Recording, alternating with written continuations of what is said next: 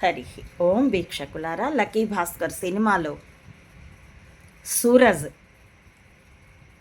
భాస్కర్కి offer చేయడానికి వచ్చాడు. తర్వాత అడుగుతాడు కూడా, నువ్వు చిన్న గిఫ్ట్ వాచ్ ఇస్తే, వాచ్కి కూడా ప్రత్యేకమైన అర్థం ఉందండి మా మర్మ భాషలో, ఆ తర్వాత చెప్తాను. దాన్ని కూడా రిజెక్ట్ చేశారు. ఇప్పుడు ఇంత 25 లక్షలు తీసుకుంటున్నారు.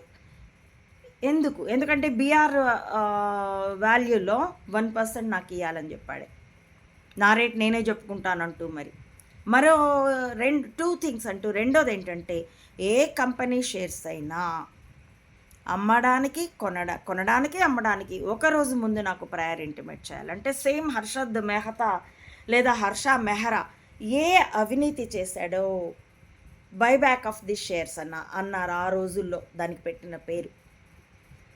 తానే 20 రూపాయల షేర్ని కొంటాడు, 200, 300, 2000 రేట్ వచ్చే వరకు తానే కొనిపిస్తాడు.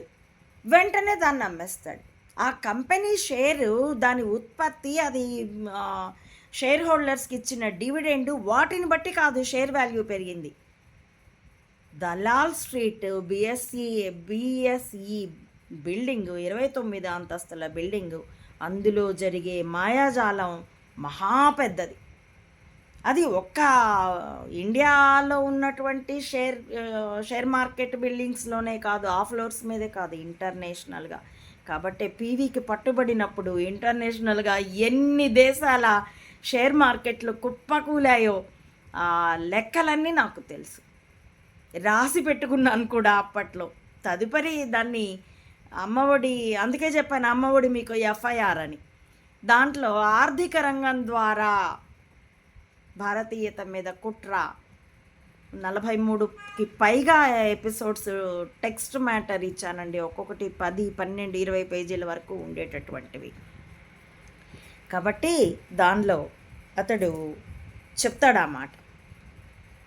కనుక వంచన మీకు పేటెంట్ కాదు చెంబా. నువ్వు స్విస్లో దాచినవి, ఇంతకుముందు గతంలో ఒక పోస్ట్ ఇస్తే దెబ్బకి స్విస్కి పరిగెత్తాను. అది టెక్స్ట్ మ్యాటరే ఇచ్చాను, లాంగ్ వీడియో కూడా ఇచ్చాను. ఎందుకంటే స్విస్ బ్యాంకులు రూల్స్ మార్చేసి బోర్డులు తిప్పేస్తున్నాయట అనగానే పరిగెత్తావు నువ్వు. నా దీంట్లో వెతుకుతాను మళ్ళీ ఎప్పుడు రాశాను అప్పుడు నీ పర్యటన. కానీ నువ్వు దాన్ని ఏం చేసుకుంటావో, న్యూస్ మాయం చేసేస్తున్నారు కదా మీ పచ్చ మీడియాలో. అసలు నువ్వు నీ గతంలో అయితే 2014లో గెలిచినప్పుడైతే మేనిఫెస్టోనే మాయం చేసావు నీ దీని నుండి, మీ ఛానల్స్ నుండి. ఇంక ఇవి మాత్రమే ఉంచుతారు. కాబట్టి ఈ ట్రాప్ వంచన మాకు కూడా వచ్చు, నీకు పేటెంట్ కాదు.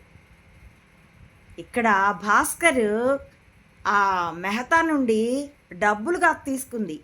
వాడి మోసంలో తనకు వాటా కావాలని తీసుకున్నాడు. ఇవి మేము చాలా చోట్ల చేసాం.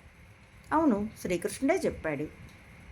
అంత 100% ధర్మంతో వెళ్ళడానికి మేమేమి అంతకుముందు డ్రామోజీగడు తీయించిన సినిమాల్లో లాగా ఓ హీరో అవినీతిని ఎదుర్కొని పెళ్ళాం బిడ్డల్ని, కెరియర్ని, జాబ్ని, ఆస్తిని అన్నిటినీ పోగొట్టుకొని అంతా తీసుకెళ్ళి కోర్టుకి అప్పచెప్పి, ఆ కోర్టులో ఉన్నదేమో మళ్ళీ లోడెత్తే రౌండ్లో, కానీ వీడు జస్టిస్ చౌదరిని చూపిస్తాడు.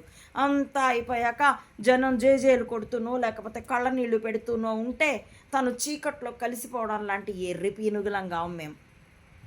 మా యుద్ధ రీతి డిఫరెంట్గానే ఉంటుంది. చాలా కొత్త విషయం కాదు, నేను బ్లాగులో చెప్పిందే, వీడియోలో అయితే ఇప్పుడే చెప్తున్నాను. పరిశీలించి చూసుకోండి. Check yourself common people. And I'm asking you if my content in these videos is eligible to observe, it is considerable to observe, to analyze. ఈ కంటెంట్ మీకు పరిశీలనార్హం అనిపిస్తే please like, share, subscribe and recommend my channel to others. Thank you for watching.